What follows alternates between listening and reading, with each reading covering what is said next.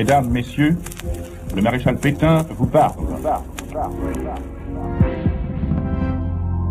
Serrez-vous ce soir autour de moi pour que cette France, une France neuve et saine, grandisse et se fortifie. Vichy, 24 décembre 1940. Bientôt, vous verrez luire l'étoile qui guidera votre destin.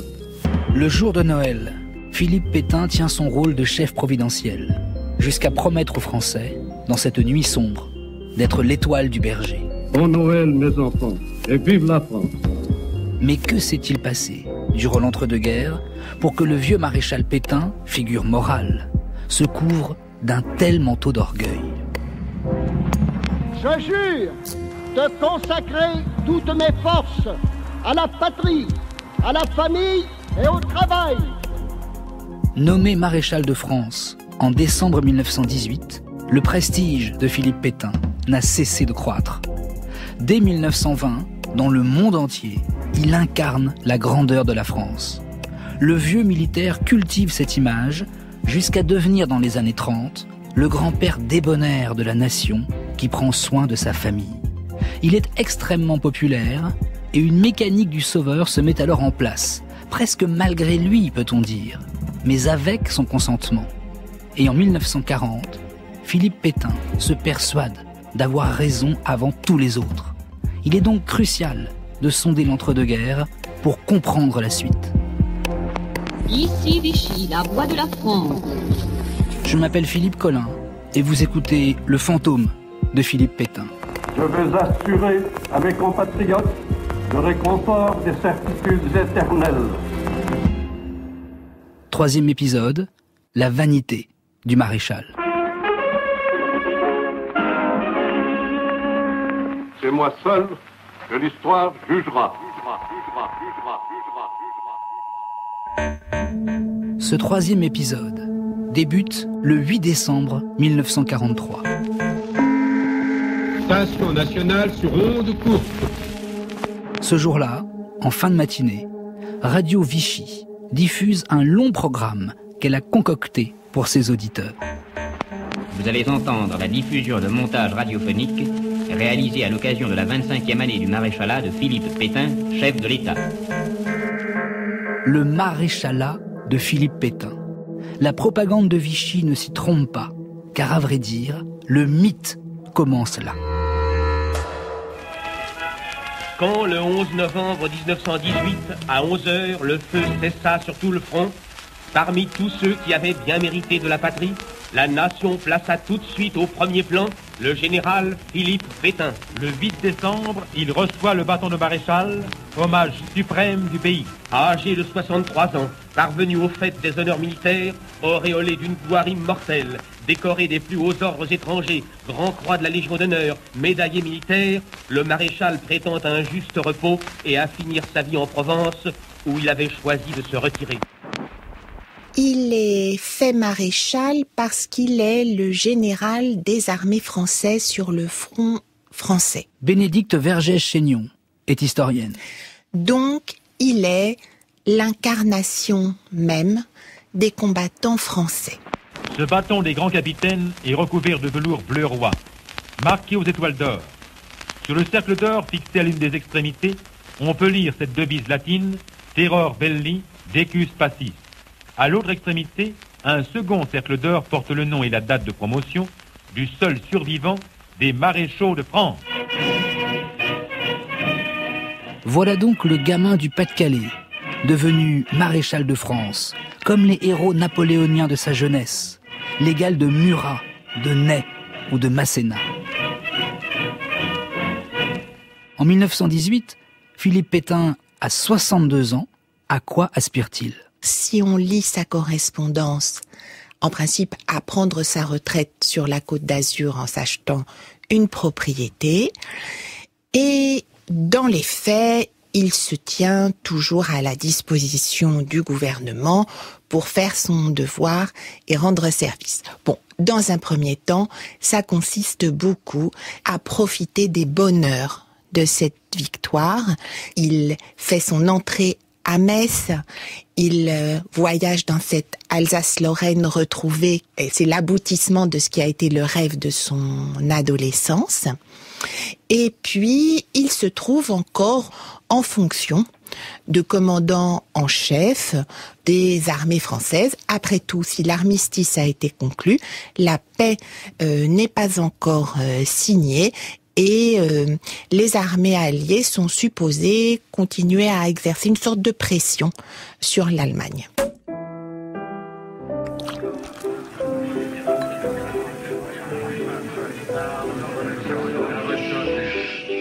Au début des années 1920, Philippe Pétain est donc commandant en chef des armées françaises et sa célébrité est mondiale. On pourrait penser, en effet, que sa soif de reconnaissance est comblée et qu'il va profiter d'une retraite bien méritée au bord de la Méditerranée. Or, on s'aperçoit très vite qu'il n'est pas prêt de lâcher le manche.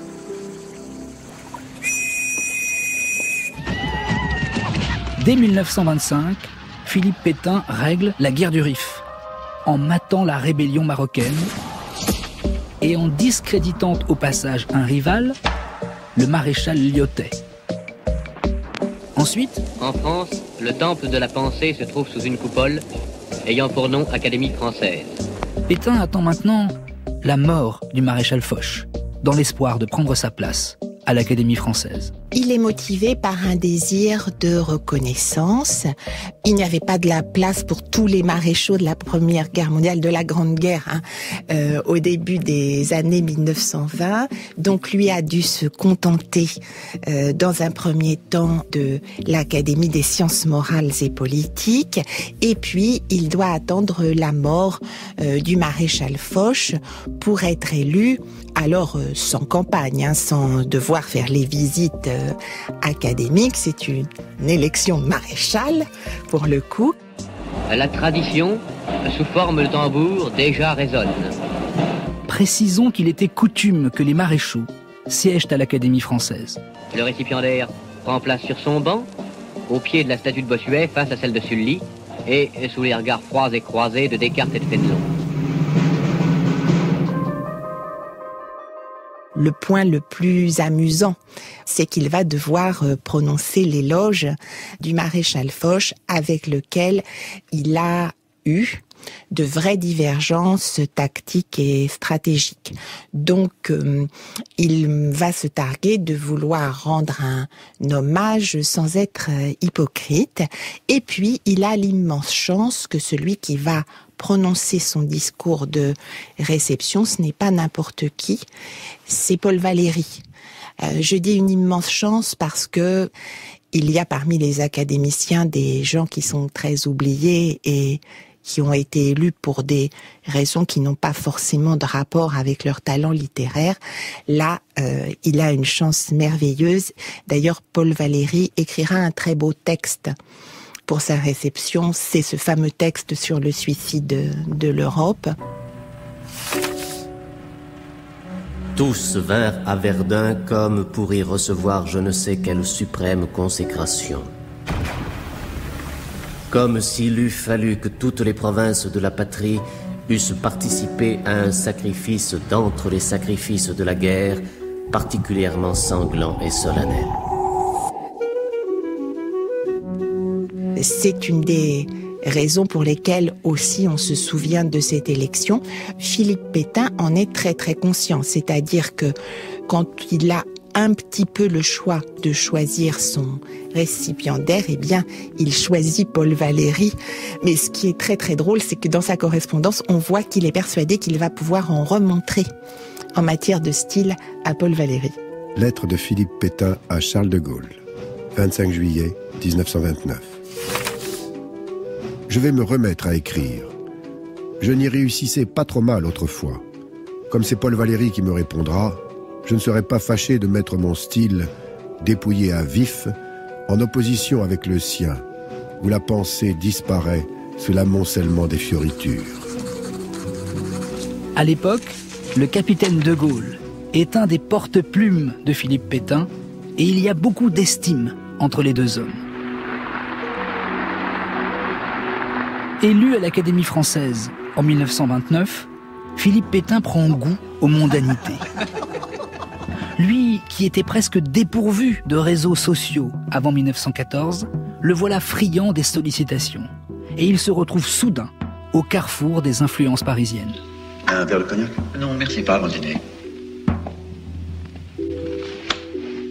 À son poste de vice-président du Conseil supérieur de la guerre, il est vraiment à l'articulation du gouvernement, je devrais dire des gouvernements, puisque nous sommes sous la Troisième République, et de l'armée. C'est-à-dire qu'il est de plein pied avec le monde politique.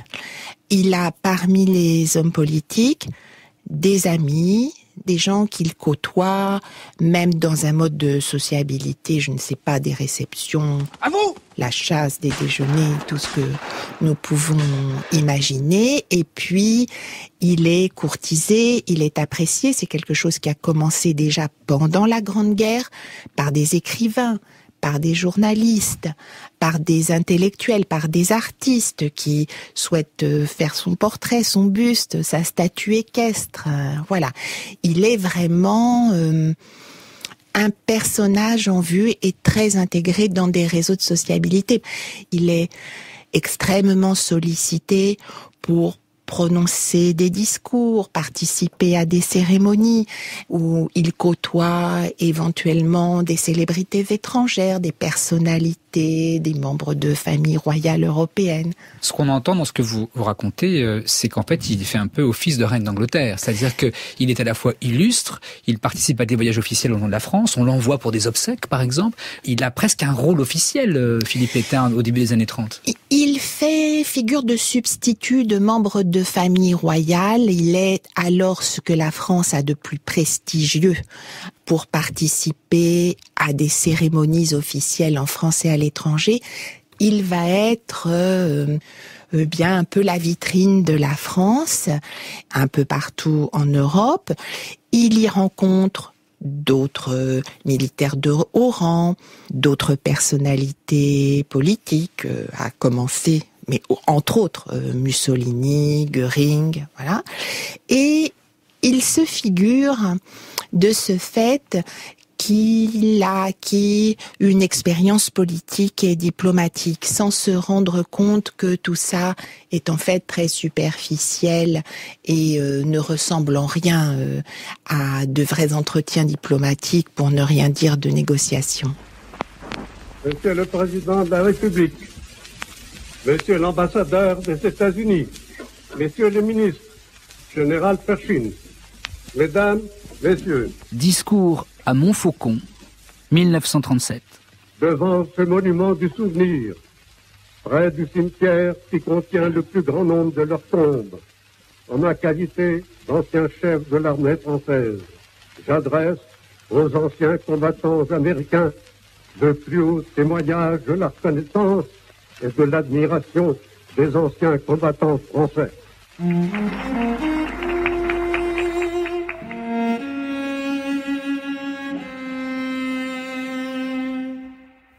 Ce soir, le 6 février.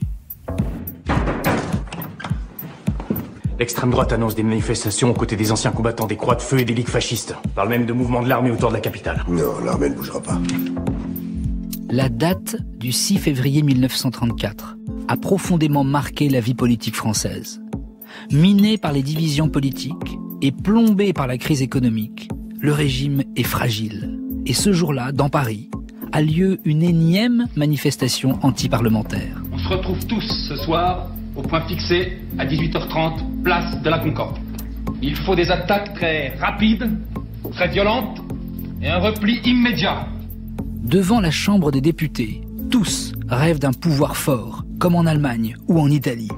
Et place de la Concorde, on crie « Les députés, on les pendra ».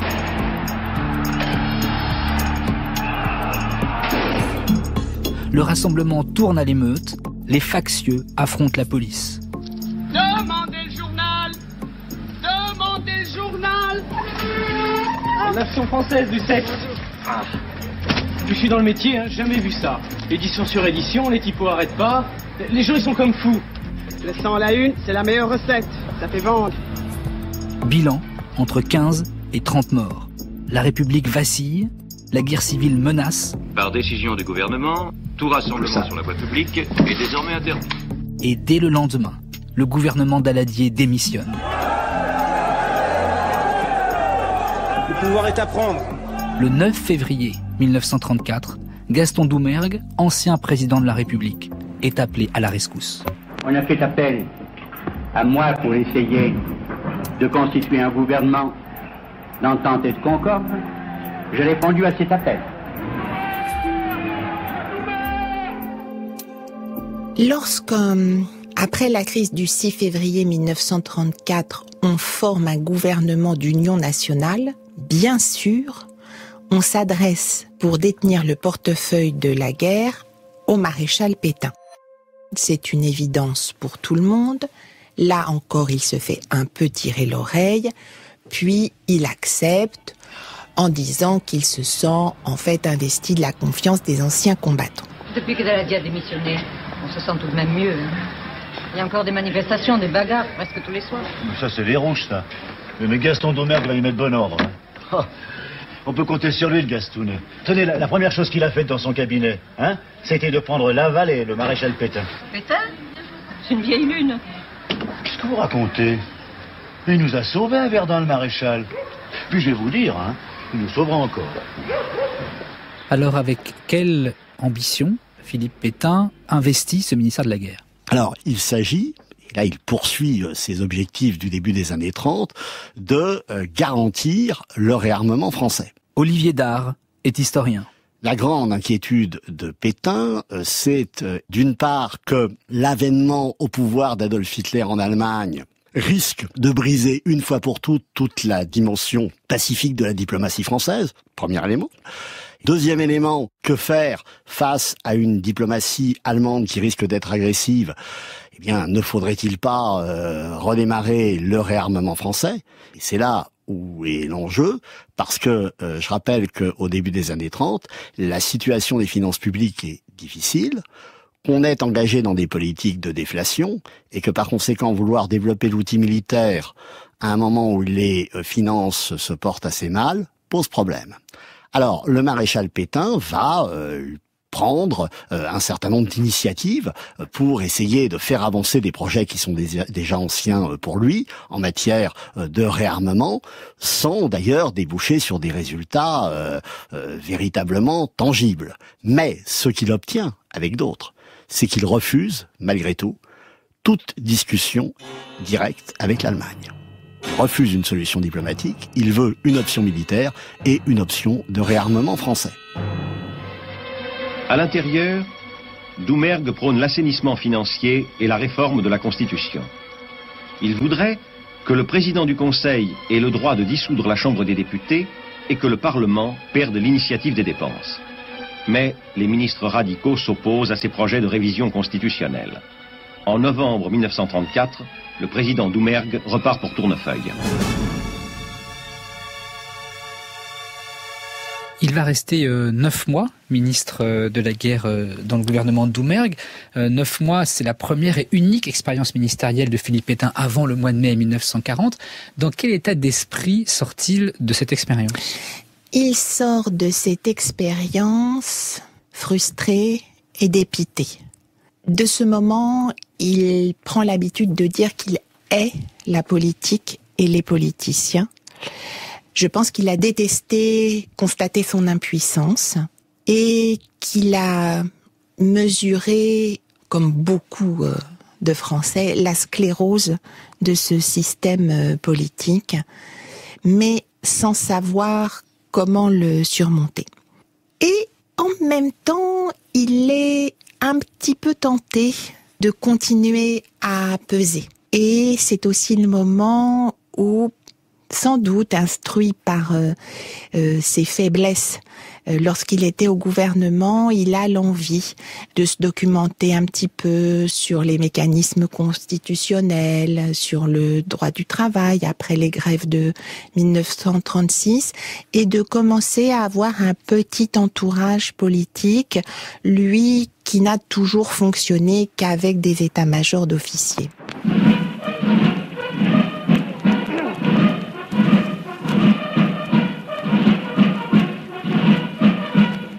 Qu'est-ce qu'il reproche à ce moment-là à la Troisième République? Il dit « je hais la politique et les politiciens ». Qu'est-ce qu'il leur reproche à ce moment-là en 34, 35, 36 ? Je crois qu'il leur reproche ce que leur reprochent beaucoup de Français à l'époque. C'est-à-dire, au fond, de ne pas avoir fait ce qu'ils avaient promis de faire, c'est-à-dire la réforme de l'État. Et ce grand projet de réforme de l'État qui avait porté Doumer, qui avait porté les associations d'anciens combattants, que portaient les droites, ce qu'on a appelé la réforme Doumer ou la réformette, n'a absolument pas débouché sur un renforcement de l'exécutif tel qu'il était attendu, un renouvellement de la représentation, etc., etc. Et là, on est reparti dans, effectivement, le triomphe d'une république parlementaire qui, évidemment, ulcère Philippe Pétain, mais il n'est pas le seul. Tout ce que nous avons fait de grand a procédé de la qualité de nos sentiments et de notre sens des réalités. Et ce ne serait pas en nous éloignant des principes d'ordre que nous préparerions les générations futures aux difficultés de l'avenir. Au tournant des années 30, on sent que ces pensées se politisent, même se radicalisent un peu. Comment vous l'expliquez, ce basculement chez Philippe Pétain ? Ce basculement tient à un déplacement de ses centres d'intérêt. Réfléchissant au risque de révolution, en clair de subversion communiste, il s'intéresse de plus en plus à l'instruction publique / éducation nationale, puisque c'est le moment où le ministère change de nom, en disant qu'au fond, l'école doit former des citoyens qui deviendront des soldats. Et que si elle échoue à cette tâche, eh bien c'est la faute des instituteurs qui sont des pacifistes, voire des anti-militaristes. Le lundi 3 décembre 1934, à l'occasion du 14e banquet annuel de la Revue des Deux Mondes, le directeur, M. René Doumic, secrétaire perpétuel de l'Académie française, invite le maréchal Pétain à prendre la parole. Le point capital de cette politique, c'est l'action sur la jeunesse, par le resserrement des liens entre l'école et l'armée. Cadres scolaires et cadres militaires ont en effet une mission commune. Développer la valeur physique, tromper les cœurs, forger les volontés.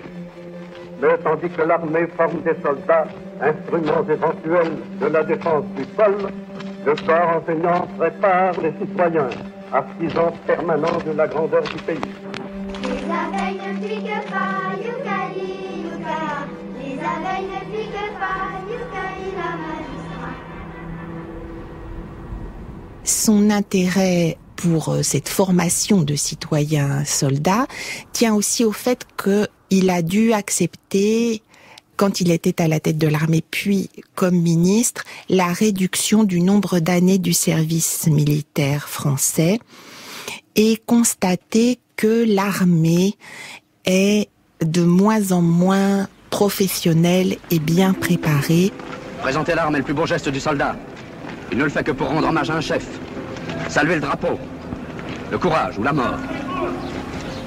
Parce que on ressent dans ces cadres, eh bien, les trous énormes creusés par les décès de la Première Guerre mondiale. La France est ma patrie. Je l'aime comme j'aime mon père et ma mère. Afin de lui prouver mon amour, je veux maintenant être un enfant laborieux. Pour être, quand je serai grand, un bon citoyen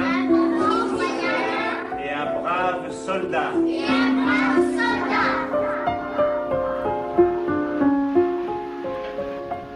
Jean-Louis, ça va? Tu écoutes un peu? Quand on lit cette correspondance de 1935-36 de Philippe Pétain, on s'aperçoit que naissent les prémices d'une idéologie. En tout cas, il redoute que la jeunesse soit détournée, c'est le mot qu'il emploie, détournée par le pacifisme des maîtres d'école. Qu'est-ce que ça veut dire, Olivier Dard ? Ça veut dire que, si vous voulez, il existe en France un pacifisme tout au long de l'entre-deux-guerres, un pacifisme qui est globalement marqué à gauche. Parmi les pacifistes, on trouve effectivement le syndicat des instituteurs qui est aux premières loges de la défense de cette idéologie pacifiste. Et pour Pétain, c'est absolument inacceptable. Ça, c'est un premier point. Simplement, et là la chronologie compte, c'est que si jusque vers 1934, 1935, ce pacifisme, il est globalement à gauche, et si par conséquent les droites, elles, défendent une politique de fermeté vis-à-vis de l'Allemagne, un réajustement des lignes politiques est en train de s'opérer lorsque une partie de la gauche, au nom de l'antifascisme, est en train d'abandonner ce pacifisme. Alors ça, Pétain ne le sent pas forcément, évidemment, au départ, tandis qu'une partie des droites, elle, va refuser toute perspective d'alliance avec l'Union soviétique, le pacte franco-soviétique, etc., etc. Donc la question du pacifisme est en train de polluer littéralement le débat politique français, et Pétain, lui, effectivement, vient de ce courant, alors là, effectivement, plutôt conservateur, hostile au pacifisme et partisan de la fermeté vis-à-vis de l'Allemagne. Et les instituteurs, évidemment, pourquoi ? Parce que ils se préoccupent de la jeunesse, et ils se préoccupent en particulier de ce qu'il appelle le redressement moral de la nation. Qu'est-ce que ça veut dire ? Le redressement moral de la nation, c'est insuffler à ces jeunes générations un sentiment patriotique qui ferait défaut. Et s'il fait défaut, c'est parce qu'ils en seraient privés par des mauvais maîtres. Et on retrouve cette querelle des mauvais maîtres qu'on va d'ailleurs retrouver à la Libération, au moment de l'épuration. On va accuser évidemment les partisans de Vichy, notamment Maurras, d'avoir été un mauvais maître. Mais la formule mauvais maître, elle est intéressante parce que elle avait déjà été appliquée à Gide précédemment. Hein. C'est un classique, j'allais dire, du vocabulaire français de l'entre-deux-guerres. Pour bien saisir la complexité du dossier Pétain, revenons un instant au banquet de la Revue des Deux Mondes en décembre 1934. Le vieux maréchal y a tenu son discours sur l'instruction de la jeunesse. Une vision traditionnelle, on dirait aujourd'hui réactionnaire. Il voulait faire des enfants des soldats pour défendre la patrie. A priori, sur le modèle des jeunesses fascistes et hitlériennes. Warte auf mich, Hans! Fertig? Feuer. Or, officiellement en 1934, ce n'était pas l'ambition affichée par Philippe Pétain. En Italie, c'est le gouvernement fasciste qui, non content d'amorcer dès l'école l'apprentissage de la discipline militaire, proclame sa volonté d'assurer aux citoyens l'éducation et de donner à cette éducation un caractère guerrier. En Allemagne, c'est l'hitlérisme qui exerce sur la jeunesse la même emprise, inculque à la nation le culte de la guerre. L'effort du suffrage de l'université entraîne le pays dans les voies d'un racisme exalté. En 1934 donc, Pétain dénonçait le racisme du nazisme et il refusait en public l'endoctrinement fasciste de la jeunesse. Ainsi se déroulent sous nos yeux les plus grandes tentatives d'éducation étatiste de l'histoire. Rassurez-vous, ce n'est pas à cette forme d'éducation que je veux vous amener. Dès lors, on comprend bien que les Français n'aient pas vu en lui, à ce moment-là, un dictateur en puissance. Même si, à l'époque, on sent aussi déjà poindre chez lui une obsession pour la France, à savoir le redressement national. Faut-il y voir les prémices d'une doctrine ? Ce serait beaucoup trop dire que c'est une doctrine. C'est tout d'abord un état d'esprit qui est partagé par beaucoup de Français qui voient que le système politique patine, que la France est en train de perdre les positions avantageuses qu'elle avait acquises par sa victoire, par son sacrifice de 1918, et que elle se trouve dans une Europe menaçante, déséquilibrée, avec une alliance boiteuse avec la Grande-Bretagne qui passe pour n'avoir à l'esprit que ses intérêts particuliers. Donc il y a une aspiration de Philippe Pétain, mais comme de beaucoup de Français, à autre chose. Mais dans le cas de Philippe Pétain, autre chose, c'est quoi ? Parce que il faut que nous soyons bien conscients, et ça aura une très grande importance à partir de 1940, que ce n'est pas quelqu'un qui connaît le droit constitutionnel, les mécanismes par lesquels fonctionne un gouvernement, comment se fait l'exercice de l'État. Lui, son expérience, c'est celle des états-majors. C'est très différent du pouvoir civil. Et donc, il s'informe, il se documente sur ce qui pourrait être possible. Il n'a pas arrêté un choix pour tel type de gouvernement. Il ne milite pas pour un gouvernement autoritaire. Il faut aussi, sans être méprisante, rappeler qu'il ne rajeunit pas. C'est-à-dire que dans cette deuxième moitié des années 30, il atteint 80 ans. Sa capacité de travail, sa plasticité intellectuelle vont quand même en s'amenuisant. Il en est conscient et comme chacun d'entre nous, il ne veut pas non plus l'admettre.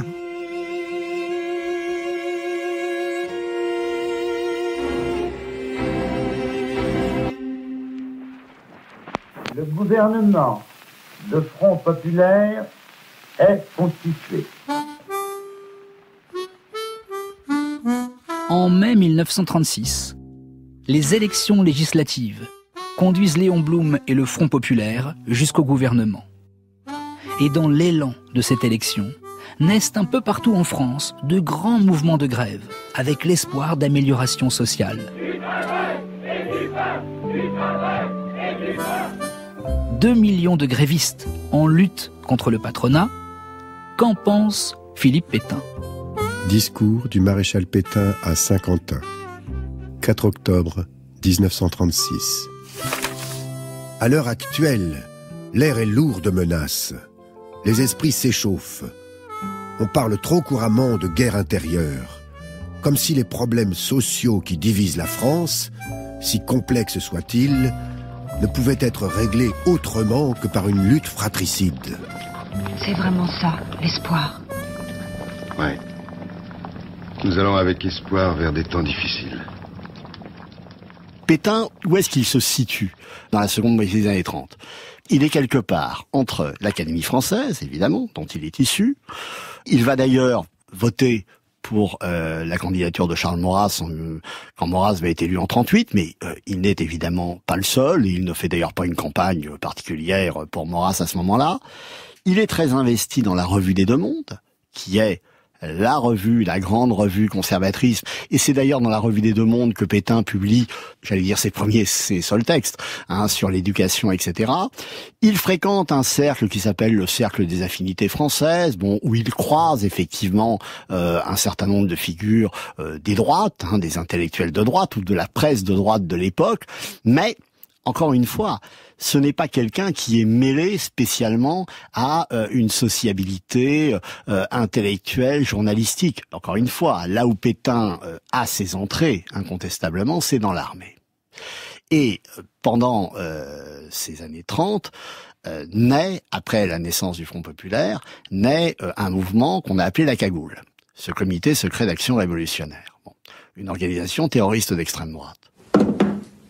Votre organisation, la Cagoule, a une force, une autorité que nous apprécions, nous autres fascistes en Italie. L'Italie nous a montré l'exemple, monsieur l'ambassadeur. C'est amusant ce terme, la Cagoule. La Cagoule, les cagoulards. Ce sont des mots qui font peur, mystérieux. Je rappelle que le nom Cagoule est donné à cette organisation sur un mode dérisoire par l'Action française, qui ne participe pas à ça. Et la Cagoule, du côté des civils, accueille les éléments les plus radicaux de toutes les ligues. Il suffit de faire tomber le gouvernement, de descendre dans la rue et de montrer notre force. Des dissidents de l'Action française, des dissidents des Croix de Feu, des dissidents... Mais à côté de cette cagoule des civils, il y a ce qu'on a appelé la cagoule militaire, les réseaux Corvignoles. Et au sein de ces réseaux Corvignoles, il y a un homme qui est un homme de l'état-major Pétain, c'est Loustano Laco, Georges Loustano Laco. Après, on a pu expliquer que Pétain avait quasiment tiré la ficelle de la cagoule militaire, etc. Ça me paraît tout à fait exagéré. Pétain devait savoir des choses, il avait ses informateurs, mais il n'a jamais été question pour lui de s'engager dans une telle affaire et de devenir, au fond, un militaire de pronunciamiento. Pétain n'est pas un militaire de pronunciamiento. C'est pas Franco.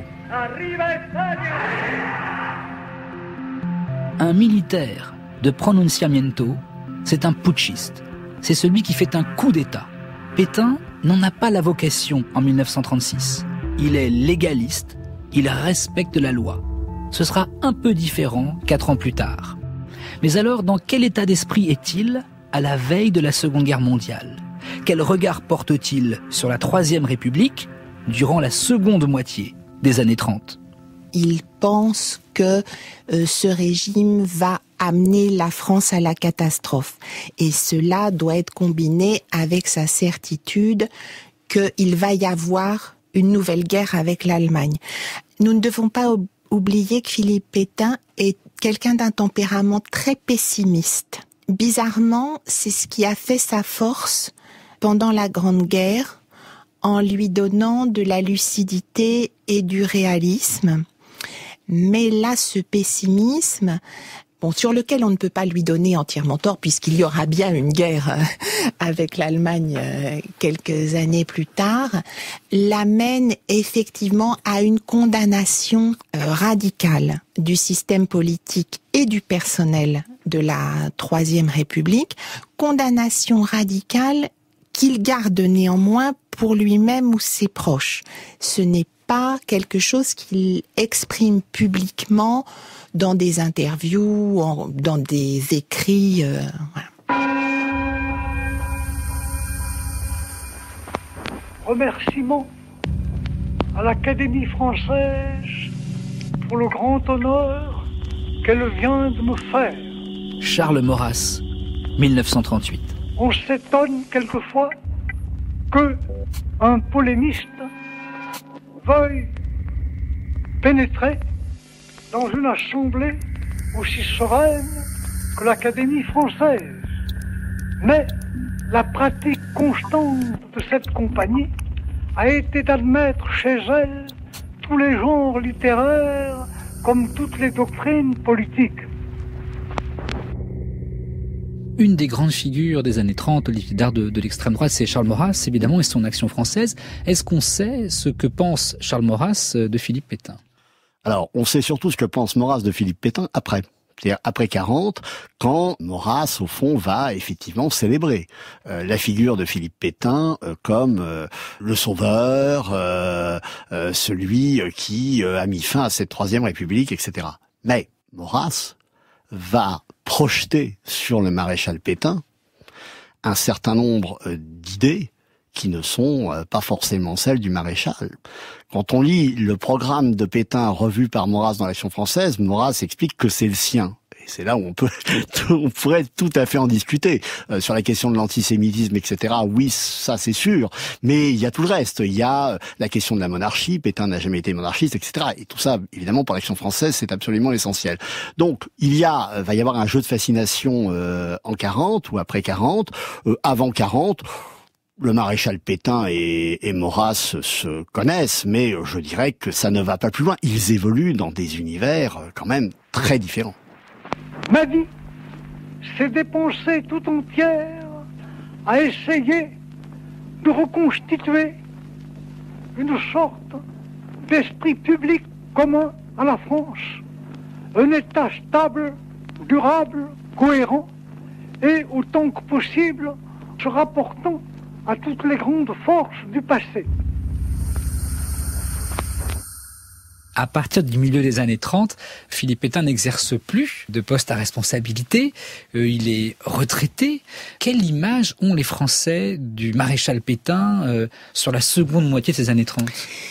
Les Français conservent tous une très bonne image du maréchal Pétain, justement parce qu'il est leur représentant tellement digne, tellement mesuré, tellement apprécié sur la scène internationale. En fait, on parle toujours de lui avec des synonymes. Il reste le vainqueur de Verdun, il reste celui qu'on appelle le plus humain des chefs. Et les autres maréchaux disparaissant au fil des années pour des questions d'âge, eh bien de plus en plus, quand on dit le maréchal, c'est lui, c'est Philippe Pétain.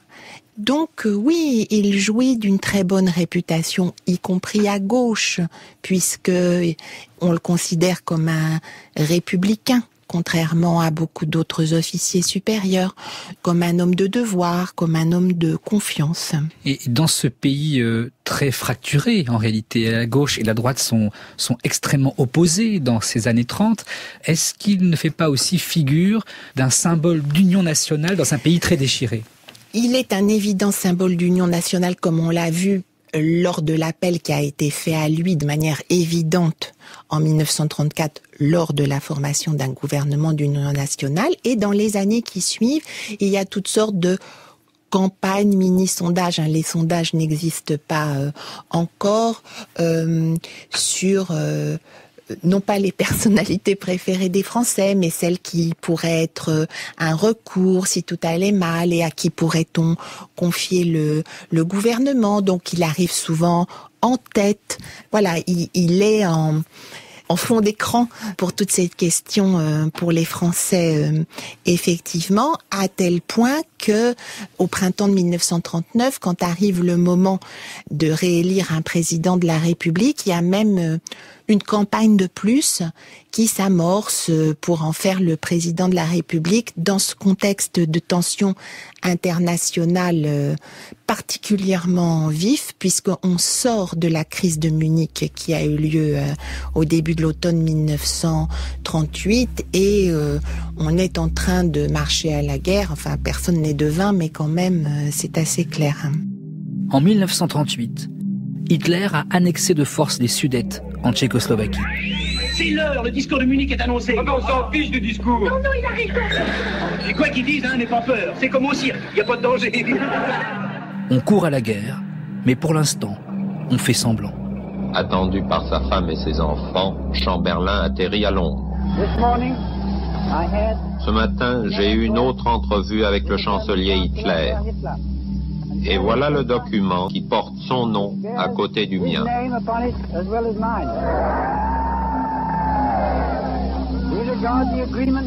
Nous pensons que cet accord est symbolique de la volonté de nos deux peuples de trouver une paix durable et de ne plus faire la guerre.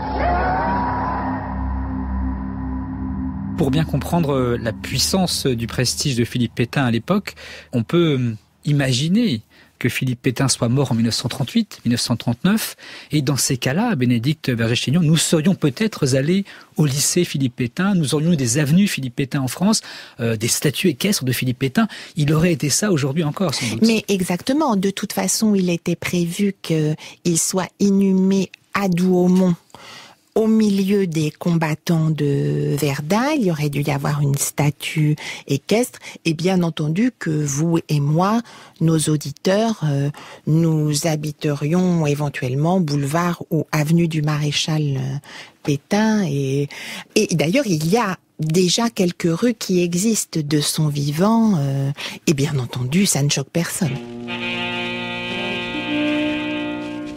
Le maréchal Pétain part en Espagne comme ambassadeur de la France. M. Léon Bérard, ancien ministre, qui l'avait précédé à Burgos comme envoyé extraordinaire, veut bien, pour nos auditeurs, parler de la mission qu'a acceptée, malgré son grand âge, le magnifique soldat admiré et respecté dans le monde entier. M. Édouard Daladier a tenu la conduite d'un homme d'État. Le jour où il a carrément annoncé à la Chambre qu'il ne s'y attendait pas, la résolution qu'il avait prise de reconnaître des jurés le gouvernement de Burgos. Le choix de l'ambassadeur a splendidement conféré à cet acte toute sa portée. Avec quelle mission et pour quelle raison envoie-t-on Philippe Pétain à Madrid comme ambassadeur de France ?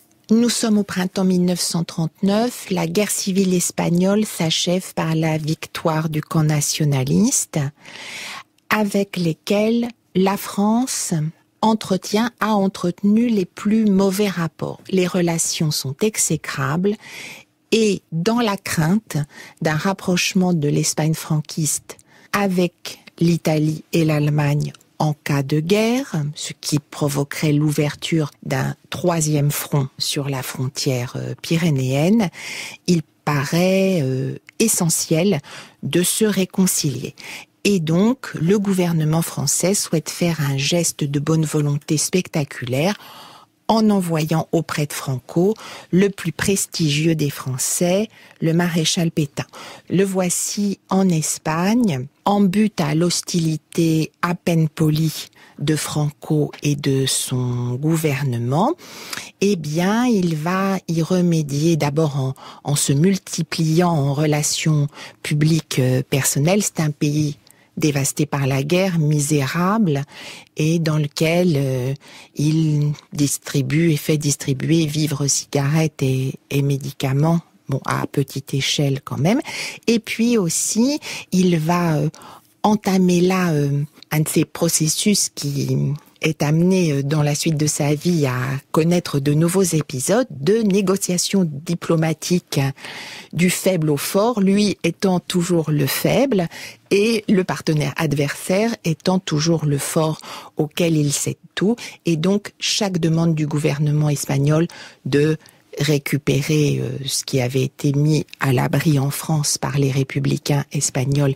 Il acquiesce, il joue de son autorité, il fait pression sur le gouvernement français pour l'obtenir et en échange, il n'obtient rien. Ce qu'il croit obtenir, c'est la neutralité espagnole, mais qui n'est pas le résultat de cette négociation, mais de l'état désespéré de l'Espagne à ce moment-là, qui de toute façon l'empêcherait de participer à une guerre aux côtés de l'Allemagne et de l'Italie. Ça, c'est important parce que dans cette manière de faire de Philippe Pétain, on aperçoit déjà un peu la suite, parce qu'il croit être un très bon diplomate, il croit savoir négocier. En réalité, vous dites très bien, il négocie du faible au fort. Donc il donne beaucoup de garanties, de gages pour montrer sa bonne volonté, et à chaque fois il perd. Et donc il rentre, lui, persuadé d'être un très grand diplomate. Oui, et c'est ça probablement le point le plus important de cette ambassade en Espagne, c'est cette croyance erronée qu'il a obtenu la neutralité espagnole grâce à ses talents diplomatiques. Et évidemment, cette croyance erronée va lui jouer à lui-même de très fâcheux tours par la suite et malheureusement en jouer de pire encore aux Français.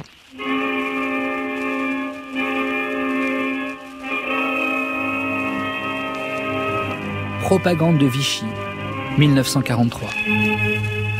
Puis, c'est 1939. Il faut rétablir en Espagne notre situation diplomatique dangereusement compromise par des fautes criminelles.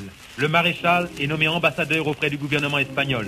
En l'accueillant, le général Franco lui dit « Monsieur le maréchal, je ne sais pas ce que la France vous a chargé de nous apporter, mais elle ne pouvait nous le faire apporter plus magnifiquement. » Comment est-ce que vous expliquez qu'à la fin de ces années 30, le maréchal Pétain soit aussi populaire dans toutes les couches de la société française?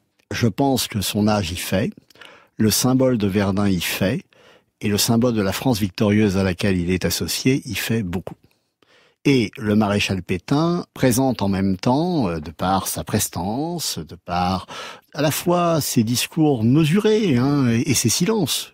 Au fond, on n'est pas du tout en présence d'un militaire forcément très typé. Je le disais tout à l'heure, c'est pas du tout un militaire de pronunciamiento, et c'est quelqu'un qui, par conséquent, rassure. Et qui va, effectivement, en 1940, pouvoir endosser à la fois, du point de vue de ceux qui vont l'appeler au pouvoir, à commencer par Paul Reynaud, le rôle, au fond, de quelqu'un qui rassure, qui pourrait éventuellement être à la fois un expert, un homme qui rassure et donc légitimer le gouvernement en place. Et je pense que c'est ce que cherche Reynaud. Et Pétain, lui, va se voir comme un sauveur. Vous diriez que c'est une haute figure morale? Il est considéré comme tel, oui. Il est considéré comme tel. Est-ce que c'est lui-même qui a construit sa légitimité autour de cela? Pour une part, puisqu'il a accepté les fonctions qui lui ont été confiées. Mais plus intéressant sans doute pour nous, c'est de bien avoir à l'esprit que les gouvernements successifs, et de ce point de vue, j'ai envie de dire, je laisse de côté les communistes, mais qui n'étaient pas au gouvernement, mais les responsables politiques des partis de gouvernement, comme on dirait aujourd'hui, ont à un moment ou à un autre utilisé, ont sollicité le maréchal Pétain, qui est même devenu, au milieu des années 30, ministre. Vous connaissez très bien l'histoire de l'extrême droite en France dans l'entre-deux-guerres, Olivier Dard. Est-ce que vous diriez que Philippe Pétain était d'extrême droite dans les années 30 ? Non. Il fait partie de ce monde, effectivement, de l'Union nationale. Mais il n'est pas un factieux. Il n'est pas un factieux. Il n'aspire pas, à ce moment-là, encore une fois, à renverser le régime. Il est, je l'ai dit, plutôt prudent, toujours. Plutôt légaliste. Il n'attend pas forcément son heure, mais il aime bien les honneurs. C'est pas incompatible. Et finalement, je crois que ce qui va faire basculer le destin de Philippe Pétain, c'est évidemment mai-juin 40, et ce destin qui va être le sien une fois qu'il a été appelé par Reynaud, et qu'il va évidemment être celui qui, refusant d'être le syndic de faillite de la défaite, va devenir le chef de l'État français.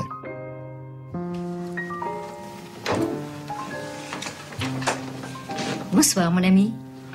Annie Pétain connaissait bien son époux. Tu as deux petits défauts bien pardonnables l'un et l'autre, mais qui unis peuvent faire le plus grand tort à un homme de ton âge. Tu es vaniteux et tu aimes trop le pouvoir, Philippe. Est-ce que, pour finir, Bénédicte Vergès-Chaigneau, est-ce que vous diriez que un des moteurs de Philippe Pétain durant l'entre-deux-guerres, ce fut sa vanité? Oui, c'est une vanité qu'on peut excuser en partie à cause de tout ce que on dit de lui et tout ce qu'on lui dit. C'est-à-dire que beaucoup, pour des raisons d'intérêt ou par politesse, sont toujours en train de le flatter et, au fond, de contribuer à le renforcer dans son idée qu'il fait toujours bien, mieux que les autres, et que surtout, quand ça va mal, c'est à lui qu'on fait appel et qu'il fait l'effort et il réussit là où d'autres échoueraient. Il s'en persuade. Il s'en persuade et, ma foi, d'autres s'en persuadent autour de lui ou veulent penser qu'il pourrait être utile à leur propre dessein.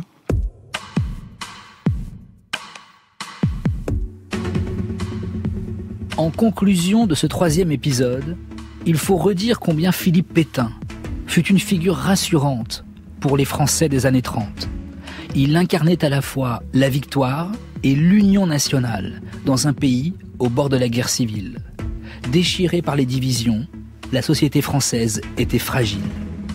De son côté, convaincu que le Front populaire a corrompu la France et que le pays s'oriente dans une mauvaise direction, le maréchal Pétain choisit alors de s'entourer de courtisans férocement opposés à l'héritage de la Révolution française.